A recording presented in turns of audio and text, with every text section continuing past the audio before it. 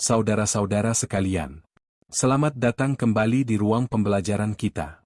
Hari ini kita akan membahas unsur-unsur esensial perbuatan pidana. Kenapa ini penting? Karena untuk bisa menyatakan bahwa seseorang telah melakukan tindak pidana dan bisa dimintai pertanggungjawaban, kita harus memahami dulu, apa saja sih elemen-elemen atau unsur-unsur yang wajib ada dalam suatu perbuatan.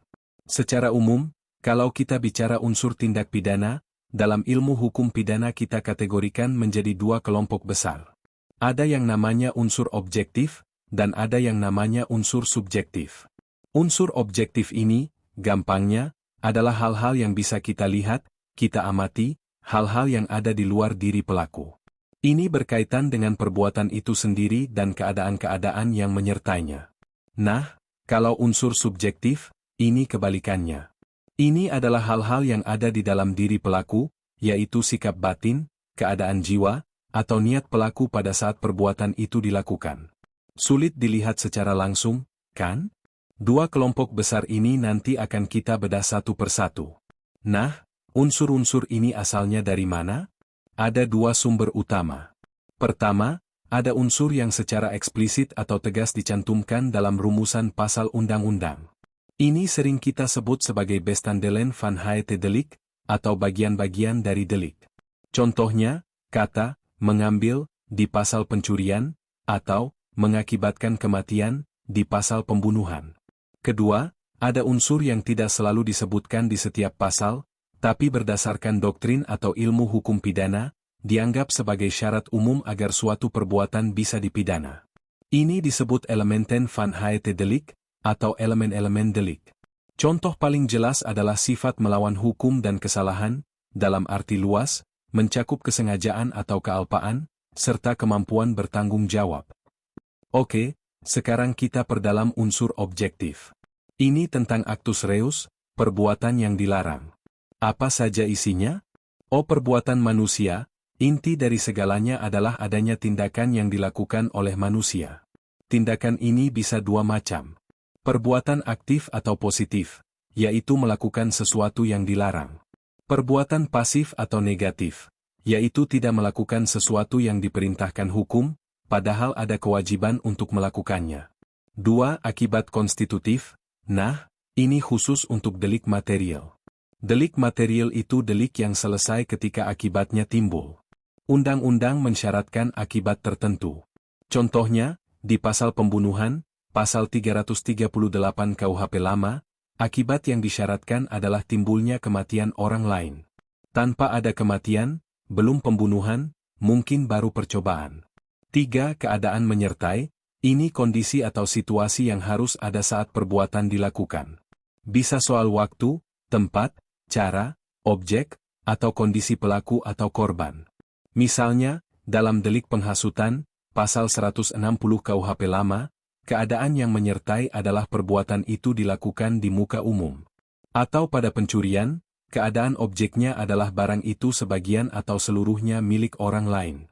4. Kualitas pelaku, beberapa delik hanya bisa dilakukan oleh orang dengan status atau kedudukan tertentu. Ini sering disebut delik jabatan atau delik propria. Contoh, status pegawai negeri pada delik penipuan yang dilakukan pegawai negeri, Pasal 415 KUHP Lama, atau status ibu dalam delik pembunuhan anak, Pasal 341 KUHP Lama.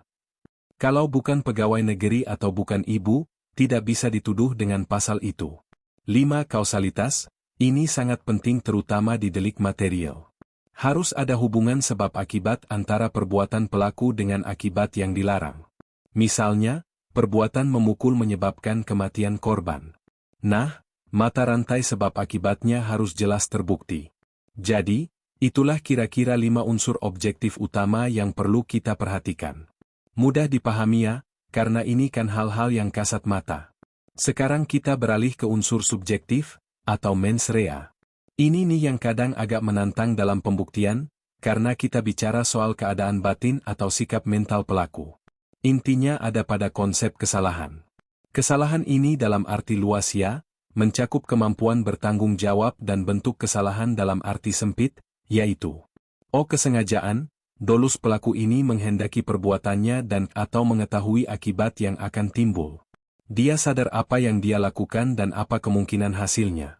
Dalam doktrin, ada beberapa bentuk kesengajaan. Pertama, dolus directus. Ini yang paling murni. Pelaku memang bertujuan untuk mewujudkan akibat yang dilarang. Contoh, nembak orang dengan tujuan biar orang itu mati. Kedua, dolus indirectus. Pelaku melakukan perbuatan untuk mencapai tujuan lain, tapi dia tahu pasti bahwa akibat yang dilarang itu pasti akan terjadi sebagai konsekuensinya, meskipun dia mungkin tidak menginginkan akibat itu. Ketiga, dolus eventualis. Nah, ini yang paling tipis batasnya dengan kealpaan disadari. Pelaku menyadari adanya kemungkinan akibat yang dilarang itu bisa terjadi, tapi dia tetap melakukan perbuatannya dan bersikap masa bodoh terhadap kemungkinan timbulnya akibat itu. Oh kealpaan, culpa beda dengan sengaja, di sini pelaku tidak menghendaki akibat yang dilarang. Akibat itu timbul karena pelaku kurang hati-hati, lalai, ceroboh, atau kurang bisa menduga akibatnya. Jadi, kalau objektif itu, apa yang dilakukan, subjektif itu, dengan sikap batin seperti apa perbuatan itu dilakukan. Paham ya bedanya dan bentuk-bentuknya? Ini penting sekali. Baik, saudara-saudara. Setelah ada perbuatan yang memenuhi unsur objektif, dan dilakukan dengan sikap batin yang memenuhi unsur subjektif, sengaja atau alpa, perbuatan itu juga harus bersifat melawan hukum. Ini unsur yang mutlak ada, meskipun kadang tidak tertulis jelas di setiap pasal. Apa artinya melawan hukum? Artinya perbuatan itu bertentangan dengan hukum. Tapi bertentangan dengan hukum yang mana? Nah, ada dua ajaran di sini. Pertama, sifat melawan hukum formal. Ajaran ini bilang, suatu perbuatan melawan hukum kalau dia bertentangan dengan hukum tertulis, undang-undang. Kalau semua unsur di pasal undang-undang terpenuhi, ya sudah, dia melawan hukum. Fokusnya pada kepastian hukum di teks UU. Kedua, sifat melawan hukum material. Ajaran ini lebih luas. Melawan hukum itu tidak hanya bertentangan dengan undang-undang, tapi juga bertentangan dengan hukum tidak tertulis, seperti norma kepatutan, kesusilaan, atau rasa keadilan yang hidup di masyarakat. Ajaran ini punya dua fungsi. Fungsi positif, menganggap suatu perbuatan itu melawan hukum meskipun belum diatur undang-undang, tapi bertentangan dengan nilai hukum masyarakat. Ini jarang diterapkan dalam praktik pidana karena asas legalitas. Fungsi negatif, menganggap suatu perbuatan yang sudah memenuhi rumusan pasal undang-undang, menjadi tidak melawan hukum karena perbuatan itu dibenarkan oleh hukum tidak tertulis atau rasa keadilan masyarakat. Ini bisa jadi alasan pembenar di luar undang-undang. Nah, ada satu konsep lagi yang sering dibicarakan bersama unsur-unsur tadi, tapi posisinya dalam teori agak berbeda, yaitu kemampuan bertanggung jawab. Dalam pandangan dualistis yang dominan, kemampuan bertanggung jawab ini bukan unsur dari perbuatan pidananya itu sendiri, melainkan syarat agar si pelaku bisa dipidana atau dimintai pertanggungjawaban pidana. Jadi, meskipun perbuatannya memenuhi semua unsur, kalau si pelaku ternyata pada saat kejadian jiwanya terganggu atau dia tidak mampu memahami hal-hal tadi, dia bisa dianggap tidak mampu bertanggung jawab. Baik, saudara-saudara sekalian.